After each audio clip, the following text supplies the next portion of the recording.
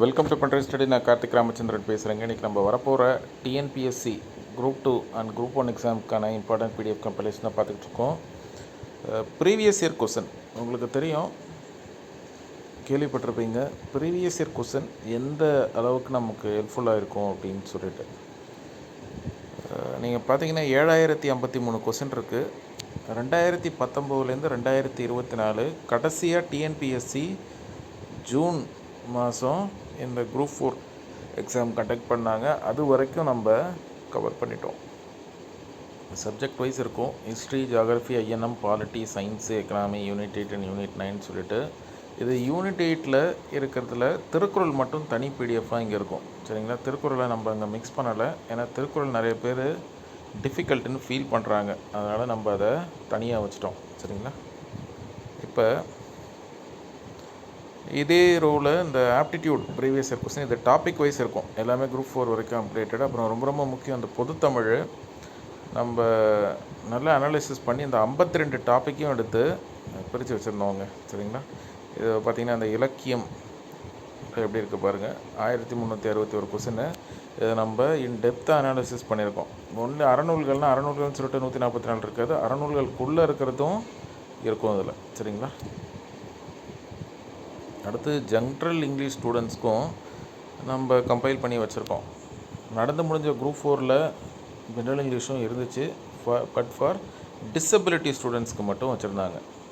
So அதையும் நம்ம இங்கே கம்பைல் பண்ணிட்டோம். அதனால தான் அது 3100 கொஸ்டின்னு காமிக்குது. சரி, நாங்கள் இந்த ஜென்ரல் ஸ்டடீஸ்க்கு வருவோம். இந்த ஜென்ரல் ஸ்டடீஸ் பொறுத்த வரைக்கும் எப்படி இருக்குன்னா, 2 மீடியம் ஆஃப் ஸ்டூடெண்ட்ஸும் யூஸ் பண்ணுற மாதிரி தான் இருக்கும். இந்த இருக்குது பாருங்கள், அப்படி தான் இருக்கும். ஆல்மோஸ்ட் குரூப் 4 ரொம்ப ரொம்ப ஈஸி பேப்பர்லாம் சொல்லலாம். ஏன்னா ரொம்ப ப்ரீவியஸ் இயர் கொஸ்டினும் நீங்கள் ரொம்ப பேசிக்காக ஸ்கூல் புக் படிச்சிருந்தாலே நீங்கள் ஈஸியாக அட்டன் பண்ணியிருக்க முடியும். சரிங்களா? நம்ம அந்த ஸ்ட்ராட்டஜி கிளாஸில் டிஸ்கஸ் பண்ணோம். என்னது, கண்டிப்பாக கொஞ்சம் டிஃபிகல்ட் லெவல் கொஸ்டின் இருக்குது தான், அதை ஒன்றும் பண்ண முடியாது நீங்கள். அதனால் அந்த சோர்ஸ் எங்கே இருக்குது அப்படின்னு சொல்லிட்டு நீங்கள் தேடாதீங்க. நீங்கள் school book and previous year கொஸ்டின்லேயே இது பண்ணுங்கள். ஒன்லி ப்ரீவியஸ் இயர் கொஸ்டின்னாலும் அது ஒர்க் ஆகாது. வெறுமனே இப்போ இந்த 7053 கொஸ்டினையும் பார்த்துட்டு போனீங்கன்னா குரூப் 2 1 2A குரூப் 1ல் மார்க் வரும், ஆனால் கட் ஆஃப் வராது. ரெண்டுத்துக்கும் டிஃப்ரென்ஸ் இருக்குது. சரிங்களா? ஒரு 10-15 கொஸ்டின் அப்படியே முன்ன பண்ண மாட்டிக்கும்.